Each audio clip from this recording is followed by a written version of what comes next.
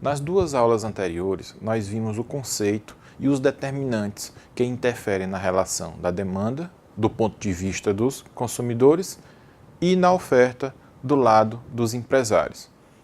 E concluímos com o equilíbrio de mercado, mostrando a inter-relação entre essas duas forças.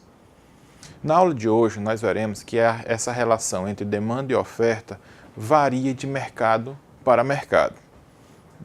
Para isso, nós estudaremos as estruturas de mercado. E o que são estruturas de mercado? São modelos que captam características particulares de como os mercados estão organizados. Desse conceito, nós concluímos que a demanda e a oferta, elas variam de mercado para mercado. Como os consumidores e como os empresários irão se comportar, vai variar de mercado para mercado. E o que seria mercado? Mercado mostra a inter-relação entre consumidores, entre fabricantes, produtores, atacadistas, dentro de um determinado bem ou serviço. Portanto, o mercado de um bem é diferente do mercado de outro bem. E o que nós estudamos para saber identificar que tipo de mercado nós estaremos analisando? São os determinantes das estruturas de mercado. Ou seja, esses determinantes que nós iremos ver irão caracterizar que tipo de mercado nós estaremos estudando. Ou seja, esses determinantes variam, modificam, se alteram de mercado para mercado. O primeiro deles é o tamanho das empresas. O que isso quer dizer? Quanto maior for a empresa, maior a força que essa empresa exerce dentro do mercado. Ao contrário, quanto menor for o tamanho da empresa, menor a força que essa empresa ou que esses empresários exercerão na determinação do preço do seu produto, por exemplo. Quantidade de compradores e vendedores.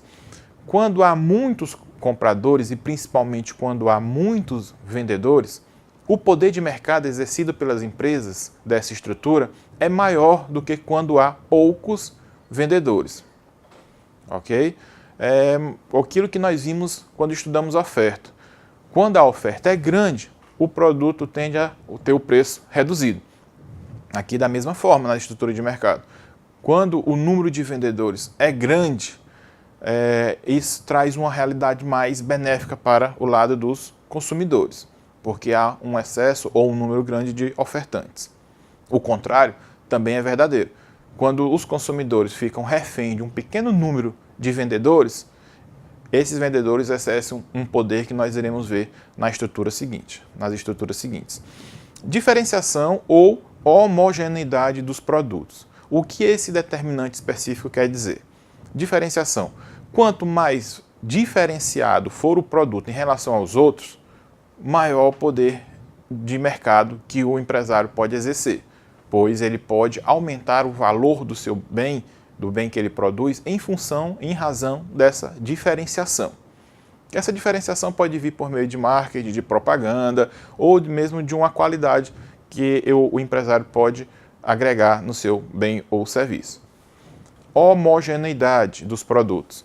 Homogeneidade dos produtos quer dizer que esses produtos são muito parecidos entre si. Portanto, é muito difícil aplicar a diferenciação quando os produtos são homogêneos. Por exemplo, feijão, cereais.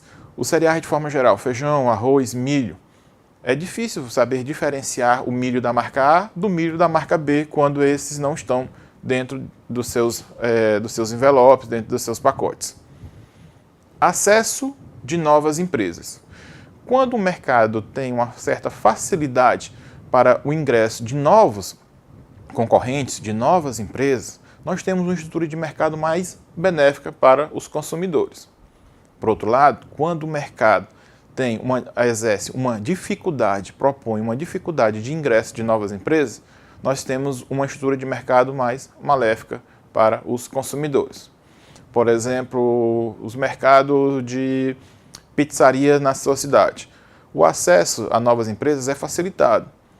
Por outro lado, a indústria de refrigerantes na sua cidade. Em razão de várias características que uma indústria exige para a sua instalação, exerce uma dificuldade maior para o ingresso de uma outra empresa, como, por exemplo, a planta, né, o tamanho que essa indústria precisa ser instalada. Transparência de mercado. Quando as informações aos preços e a burocracia para se instalar, para se ingressar nesse mercado for mais facilitada, nós temos uma estrutura de mercado mais benéfica também para o consumidor. Então, iremos ver as principais estruturas de mercado. As estruturas clássicas, elas são assim divididas: concorrência perfeita e concorrência imperfeita. A concorrência perfeita ou concorrência pura é um exemplo hipotético que serve para ilustrar aquilo que seria aquela estrutura que seria mais benéfica para os consumidores. Mas, como foi dito, ela é hipotética, ela não existe na prática. O que nós temos na realidade são estruturas de mercado que mais se aproximam a uma concorrência perfeita, mas não são e nunca serão uma concorrência perfeita. Aí sim, o que nós temos comumente são as estruturas de mercado inclusas dentro do grupo da concorrência imperfeita, como monopólio, concorrência monopolista, a estrutura de mercado oligopólio, o monopsônio, o oligopsônio e o monopólio bilateral. Nós iremos ver as principais. Concorrência perfeita. Ela é estudada, como já foi dito pelos economistas, para servir como um referencial para que nós possamos analisar todas as outras estruturas de mercado que derivam desta. As principais características da concorrência perfeita são um grande número de compradores e vendedores operando no mercado. Se não, vejamos, quando há um grande número de vendedores no mercado, nenhum deles pode exercer um poder que faça com que o preço proposto por um determinado bem seja maior do que o preço justo ou do que o preço de mercado. Portanto, essa é uma característica que beneficia os demandantes ou os consumidores. Os produtos são homogêneos, ou seja, produtos possuem substitutos muito próximos entre si.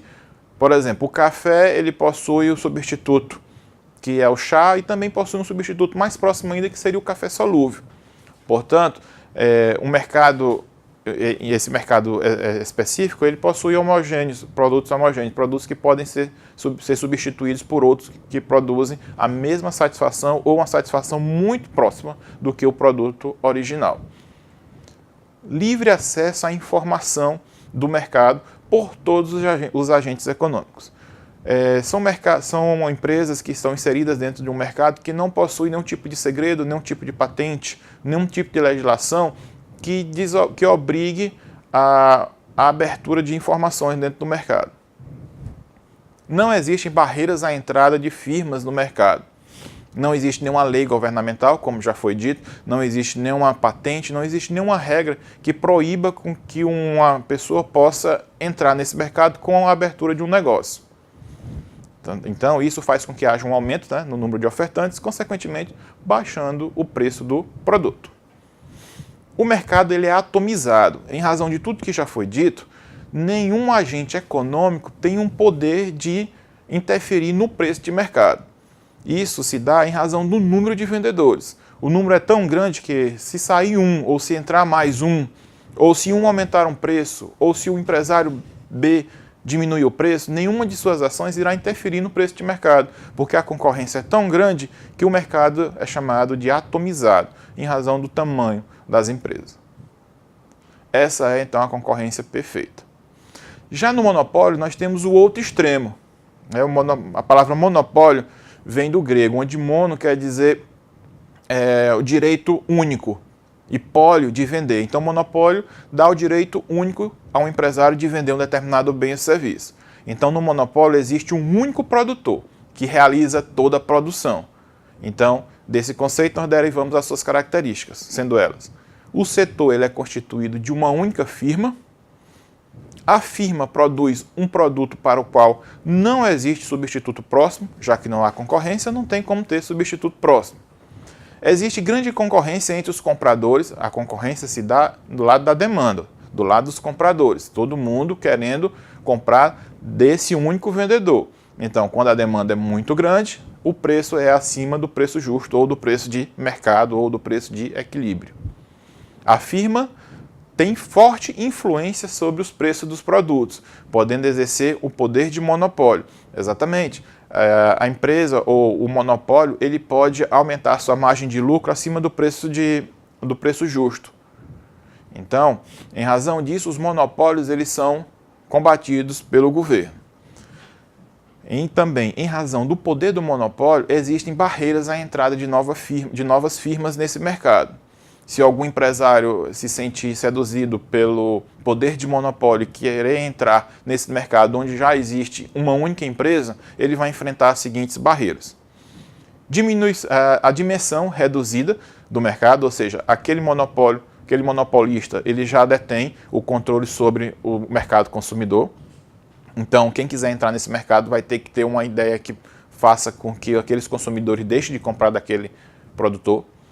A existência de patentes. As patentes elas são o direito dados ao empresário ou a um inventor de um determinado bem, de um determinado serviço ou de um determinado processo. Tá? Isso lhe dá o direito ao empresário de explorar aquele bem ou serviço que ele descobriu ou que ele inventou. A proteção oferecida por leis governamentais, né? Nós iremos ver mais adiante, quando falarmos da interferência do governo na economia, que apenas o governo pode permitir o direito de monopólio, como por exemplo, quando não há um ingresso do empresariado dentro de um determinado mercado em razão dos riscos e do alto valor necessário para investir, como por exemplo a hidrelétrica, a exploração de energia elétrica proveniente dos rios. Em razão do volume necessário, não há nenhum empresário ou poucos empresários que se sentem atraídos em ingressar nesse mercado, até pouco tempo. Portanto, o governo dá o direito de certas empresas explorarem, mas para isso ele cria leis governamentais, inclusive órgãos fiscalizadores. Controle das fontes de matéria-prima. Se eu sou um empresário monopolista e tenho um contrato com um fornecedor de matéria-prima, então, em razão do volume que eu compro, eu posso negociar e barganhar preços mais baixos da minha matéria-prima. E isso vai ser mais uma barreira que vai desestimular novos empresários a entrar nesse mercado, o que vai dar força a mim como monopolista. Mas, por outro lado, no longo prazo, o monopólio se torna frágil. Por quê? As patentes tornam-se obsoletas, porque essas patentes têm um determinado período de tempo. Novos produtos são desenvolvidos, né, por outras firmas que passam a substituir aquele produto anterior, que fazia parte do monopolista. E as matérias-primas substitutas também tornam-se mais disponíveis e de acesso mais fácil, como a borracha por produtos que substituem a borracha. Portanto, a manutenção do monopólio nos dias de hoje só é possível quando o mercado ele é garantido por leis governamentais, como, por exemplo, a exploração de energia elétrica, como foi dito, e a prospecção do petróleo no Brasil. Concorrência monopolista. Observe que essa estrutura de mercado ela é uma mescla das duas estruturas anteriores. Ela é uma concorrência e uma monopolista ao mesmo tempo. Ou seja, as empresas produzem produtos diferenciados, que é uma característica do monopólio, mas produzem também substitutos próximos entre si, que é uma característica da concorrência perfeita. Exemplo, os cereais, os sabonetes, refrigerantes, prestação de serviço. Se não, vejamos, sabonete. Se nós abrirmos 3 sabonetes das suas embalagens e colocamos sobre uma mesa, como saber qual sabonete da marca A, da marca B ou da marca C? Portanto, embora cada um deles possua uma diferenciação, seja uma propaganda, um investimento maior, que saia num programa de televisão mais assistido, seja através da contratação de uma atriz ou de um ator que faça propaganda desse sabonete, ou seja por meio de brindes, ou seja por meio de promoções, se não soubermos qual é a embalagem, esses sabonetes são substitutos próximos entre si, produzem a mesma satisfação ou a mesma utilidade. A existência de substitutos próximos permite aos consumidores alternativas para fugirem de altos preços. Portanto, destaco essa observação, lembrando que, como não há a estrutura de mercado, concorrência perfeita, na prática, a estrutura de mercado concorrência monopolista é a estrutura de mercado prática atual mais justa para os consumidores, em razão desta promover a possibilidade ao consumidor de substituir um produto mais caro por outros produtos mais baratos, produzindo a mesma satisfação. Característica da concorrência monopolista. Existe grande número de compradores e vendedores no mercado, uma característica da concorrência perfeita, portanto, benéfica ao consumidor. A diferenciação, como já foi dito, pode ocorrer por características físicas do produto, a embalagem, propaganda, brindes e o atendimento. E não existe barreiras à entrada de novas firmas, ou seja, qualquer pessoa que queira ingressar no mercado específico de cereais, sabonetes, refrigerantes, prestação de serviços, entre outros, pode adentrar. Estrutura de mercado oligopólio. Oligo quer dizer poucos vendem. No oligopólio, então, há um pequeno número de vendedores que controlam a oferta e a demanda de um produto ou serviço. Portanto, essa estrutura de mercado ela não é tão benéfica, ou melhor dizendo, ela é mais maléfica do que a concorrência monopolista, pois nós temos uma concorrência entre os vendedores, mas uma pequena concorrência, oligo. Essa estrutura de mercado ela é muito comum na indústria, principalmente a indústria automobilística, né, os transportes aéreos. Se não vejamos as empresas, as companhias aéreas, são poucas. O setor siderúrgico também, são poucas as empresas que adentram na exploração de minério. Então, são exemplos de empresas que atuam no mercado, na estrutura de mercado oligopolista. Características: pequeno número de firmas, as ações individuais de uma empresa ou de um empresário afetam todas as decisões dos outros, porque são poucos concorrentes. Então, se alguém, por acaso, oferecer um produto a um preço mais baixo do que os outros oligopolistas, os outros tendem a acompanhar essa movimentação, porque senão ficarão à margem do mercado. As empresas produzem um produto homogêneo, como o aço, por exemplo, na indústria siderúrgica, ou os veículos, no caso da indústria automotiva, né? Embora produzem substitutos próximos entre si. Os veículos da mesma linha, motor 1.0, a diferença entre as marcas é muito pouca. Existem obstáculos de entrada e saída de firmas no mercado, em razão principalmente do tamanho que representam essas indústrias, a planta, o tamanho do negócio, como, por exemplo, o transporte aéreo.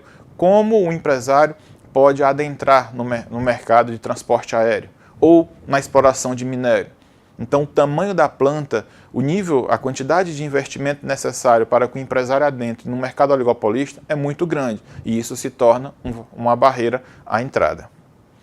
Monopsônio.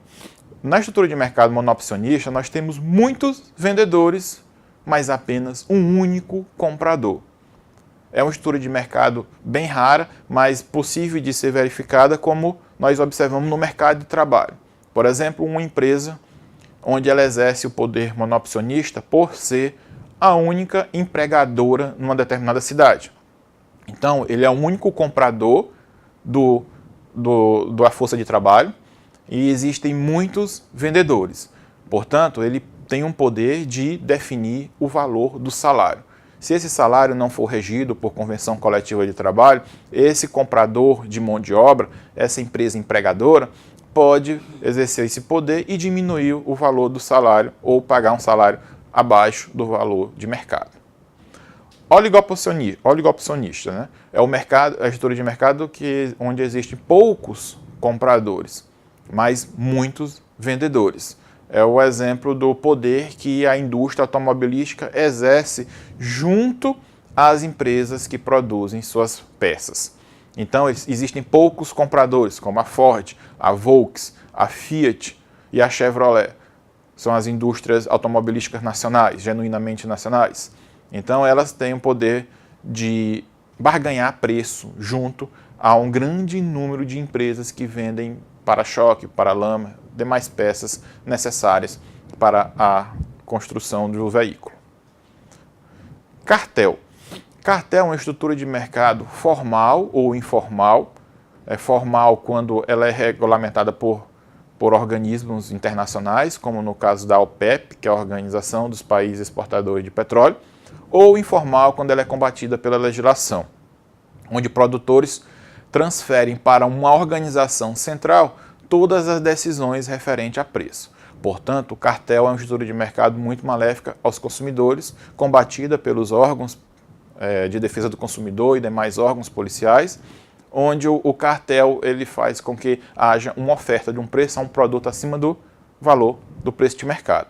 De modo geral, os cartéis são estáveis porque os empresários que atuam dentro dessa estrutura de mercado acabam forjando, furando o acordo que existe no decorrer do tempo, uma vez que eles trabalham com capacidade ociosa. Nesse último slide, nós podemos ver uma tabela onde reúne as principais estruturas de mercado, suas características e seus determinantes, onde vocês poderão diferenciar uma da outra e reforçar através do material postado na plataforma. Com isso, nós concluímos nossa sexta aula, as estruturas de mercado. Obrigado.